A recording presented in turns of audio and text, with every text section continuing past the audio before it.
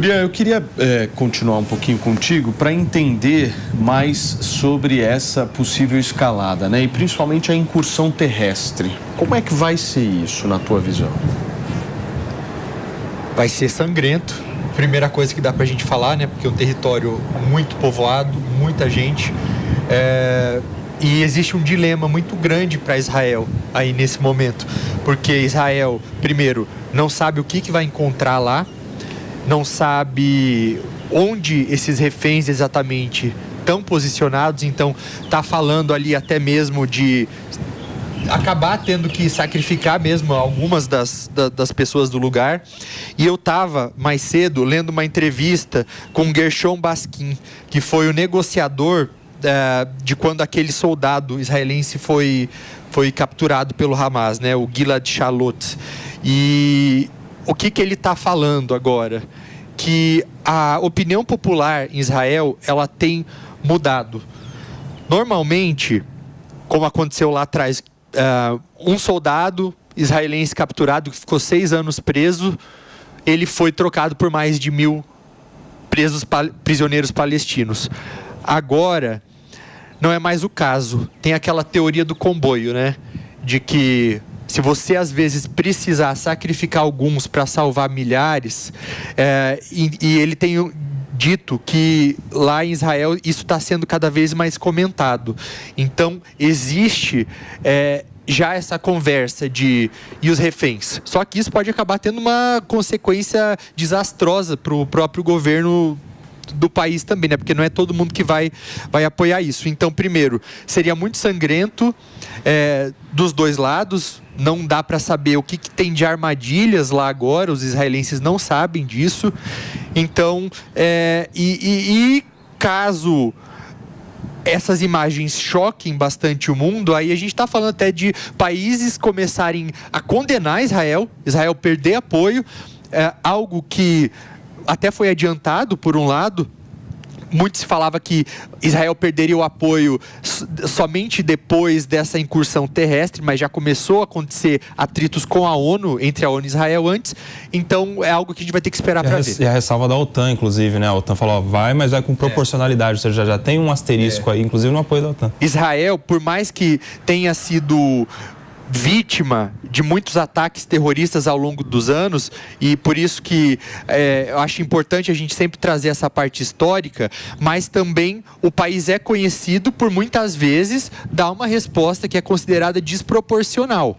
Então é algo que tem que ser muito bem seguido de acordo com as leis e convenções internacionais. É uma questão de narrativa, né? A narrativa hoje que existe é de um apoio maciço da sociedade à comunidade judaica, certo? Vendo o Hamas como um grupo terrorista. Que agora, é um grupo terrorista. Se pesarem a mão nessa reação, pode ser que a coisa se inverta. Porque o problema é que a própria estratégia do grupo terrorista é usar a população civil como escudo. Então, no momento em que o sangue começa a escorrer entre civis, é que você tem a mudança de posição, porque o ponto é como combater o terror sem causar a morte de civis, né? E aí detalhe, né? A gente precisa trazer uns números também que indicam a proporção dos resultados dessa incursão terrestre. A gente tem cerca de 300 mil homens de Israel na fronteira com a faixa de Gaza.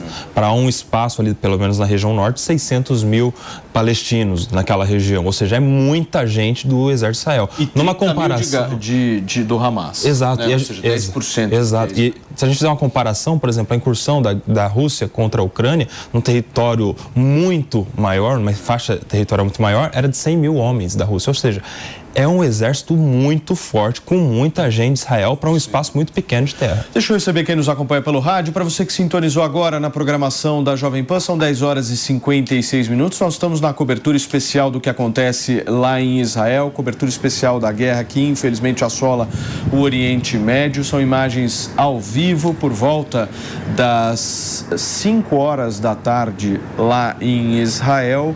um dia em que nós estamos aguardando essas 24 horas, estipuladas inclusive pelo Estado de Israel, para que os civis possam andar, sair do lugar onde estão e se encaminhar para o sul da faixa de Gaza, certo? Você me pediu, Pepe? Sim, eu queria complementar o que foi falado aqui, né? É bom lembrar que Israel tem uma briga desigual sob o aspecto da ética e da moral, né? Israel é um Estado democrático que está lutando contra um grupo terrorista, né? Ou seja, é a barbárie contra a civilização, é a democracia contra a ditadura. Eu quero que o que a humanidade quer é que Israel não reduza a régua que o grupo terrorista não tem, né? Haja de forma diferente e proporcional. E é bom lembrar que Israel tem 2 objetivos, né, nessa incursão terrestre. Primeiro, é recuperar o maior número de reféns possíveis.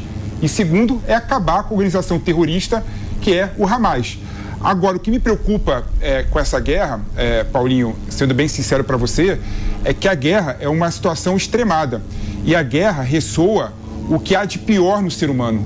É impressionante. Você não pode, por exemplo, ficar triste e chorar a morte de um palestino, como você chorou a morte de um civil israelense, porque você estaria tomando o lado do Hamas. Isso é um absurdo, isso é surreal, isso é contra a humanidade, né? E você vê, por exemplo, os comentários das pessoas que eu leio no chat, o comentário das pessoas que eu vejo publicamente se manifestando, colocando, por exemplo, os muçulmanos e, por exemplo, os palestinos como uma sub-raça. Isso é um absurdo, né? Você pode, por exemplo, condenar o Hamas e colocar o Hamas como uma organização terrorista mas você pode, ao mesmo tempo, querer proteger a população palestina. A gente tem dito isso aqui, sim, né, Pepe? Sim, claro, sempre precisa reiterar mesmo essa fala. Mas é surreal o nível. É a coisa mais importante do debate público, é justamente a gente não colocar todo mundo no mesmo balaio.